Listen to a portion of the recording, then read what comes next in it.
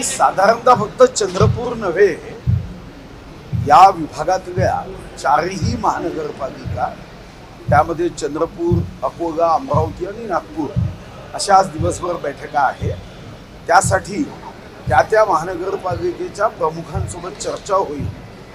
त्या ठिकाणी जी प्रभारी आहे, जसं चंद्रपूरचे प्रभारी चैनसुख संचेतीजी, श्री अशोक नेतेजी व आम्ही 5-7 लोक, असं चंद्रपूरची बैठक होईल. अमरावतीची तशीच बैठक होईल. काल पुण्याची बैठक होती.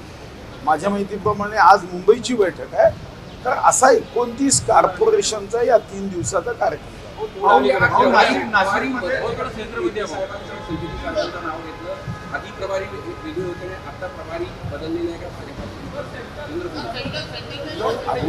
अगोदर चंद्रपूरमध्ये ज्यांना प्रमुख म्हटलं होतं ते मला वाटतं की घुग्गुस नगर परिषदच्या दृष्टीने नाशिकमध्ये प्रस्थापितांना डावलून भाजपमध्ये नवीन लोकांना प्रवेश दिला जात आहे आणि त्यांना तिकीट देण्याचं चाललं आहे. त्यावरून नाराजी नाट्य मोठ्या प्रमाणात नाशिकमध्ये रंगताना दिसते आहे.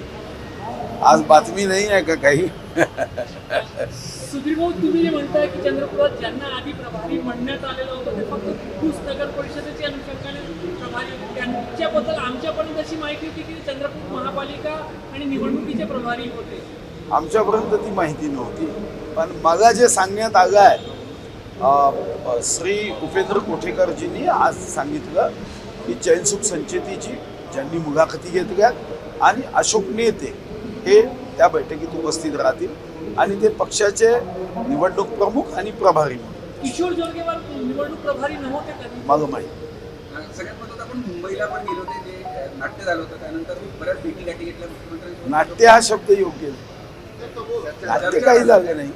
असं आहे की मी आग्रहपूर्वक पहिल्यांदाच नव्हे, या भावना पक्षाचं अध्यक्षही राहिलो आहे, या पक्षाचा महामंत्री प्रदेशाचा राहिलो आहे, या पक्षाने मग भरभरून दिलं तर नेहमीच मग वाटतं की या पक्षाचं चांगलं व्हावं, हा पक्ष असाच जनतेची सेवा करत राहावा.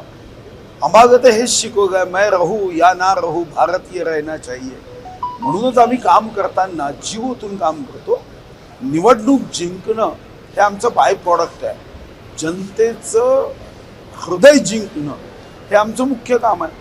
आता हृदय जिंकायचं असेल तर निवडणुका जिंकणं हे बाय प्रॉडक्ट असेल तर त्यासाठी जर कुठं आपल्याला दोष वाटलाच तर तो चर्चेतून, संवादातून लक्षात आणून द्यायचं, तो दुरुस्त होतो. मुख्यमंत्र्यांसोबत तुमची भेट झाली, त्याच्यानंतर हंसराज अहिर आणि किशोर जोरगेवारही भेटले. चंद्रपूरमध्ये जे काही डायलॉगचा अभाव होता तो आता निस्तरलाय. कार्यकर्त्यांना काय सांगा? नाही, डायलॉगचा अभाव कार्यकर्त्यांमध्ये कधीच नसतो. कार्यकर्ते विचारे तो तर या पक्षाचा आत्मा आहे. त्यांच्या विना तर पक्ष हा अपूर्ण आहे, अधुरा आहे. कार्यकर्ता आहे म्हणून आम्ही विजयाची उंच उडी घेऊ शकतो. पतंगाने जर धाग्याशी नातं तोडलं ना तर पतंग मग कधी भरकटेल असं सांगता येत नाही. त्यामुळे कार्यकर्त्यांमध्ये तर तो मजबूतपणे पक्षासोबत उभा आहे. कुठं काही डायलॉग नेत्यांमध्ये कमी असेल तर ती पक्षाची जबाबदारी आहे. पक्ष त्या दृष्टीने प्रयत्न करतो. शक्ती मिळाली तुम्हाला वेगळी चंद्रपूर करताना? असं आहे की मी जी शक्ती म्हणालो त्याचा तुम्ही विपर्यास केला. शक्ती याचा अर्थ की जे जे वाईट आहे ते त्याचे आहे, ते दूर केलं पाहिजे. हे मी आग्रहपूर्वक आज नाही, प्रदेशाध्यक्ष असताना माझी भाषणं काढून बघा. जो मुद्दा मी आज मांडला तो प्रदेशाध्यक्ष असताना मांडला, 2013 मध्ये षण्मुखानंद हॉलमध्येही मांडला आणि तोच मुद्दा शेवटच्या श्वासापर्यंत राहणार. परिषदेत झालेलं नुकसान ते आता पालिकेमध्ये भरून काढू असं मुख्यमंत्री म्हणाले होते. तसं काही शब्द तुम्हाला मिळाले का?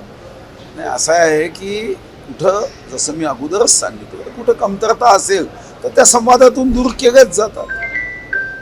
पण मी कार्यकर्त्यांशी जो संवाद माझा आहे तो पुढेही असाच सुरू राहणार आहे आणि पुढेही मी फिरणार आहे.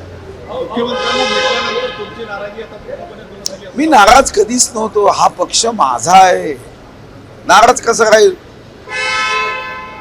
अहो, हे घर हा पक्ष मोठं करण्यामध्ये आम्ही रक्त आटवलंय, आम्ही कसं नाराज राहू? फक्त येणाऱ्या पाहुण्यांनी घर आपलं असा दावा करू नये एवढीच भावना आहे. हृदय रक्त असे शब्द वापरले. हृदयापर्यंत रक्त पोहोचण्याकरता सगळ्या धमन्यांमधलं रक्त बाहेर व्यवस्थित झालं पाहिजे. तर तुम्ही तिन्ही नेते आठ एकत्र भेटणार का? दुर्गेवार तुम्ही या सगळ्या समन्वय बैठकीत एकत्र बसणार का? नाही तर ते कधी येत आहेत हे मला माहित नाही, पण समन्वय बैठकीत निमंत्रण असेल तर सर्वच एकत्र येतील. समन्वय बैठक याचा अर्थ समन्वयाची नाही. आज जी बैठक आहे ती महानगरपालिकेच्या तिकीट वाटपाची बैठक. हो, एक प्रश्न असा आहे, कॉम्प्लिकेशनवर आहे. आज अटल बिहारी वाजपेयीचा वाढदिवस आहे, तर अटल बिहारी वाजपेयींनी पक्ष पुढे नेला, नरेंद्र मोदींनी देश पुढे नेल्यानंतर गावात बीजेपीच्या कार्यकर्त्यांचा आज सगळं अटल बिहारींचा भाजप आणि आजचा भाजप प्रवास थोडासा नाही, श्रद्धेय अटल बिहारी वाजपेयींचं मूळ तत्व जे आहे ते मूळ तत्व आजही कायम है. हम रहे या ना रहे, भारतीय रहना चाहिए.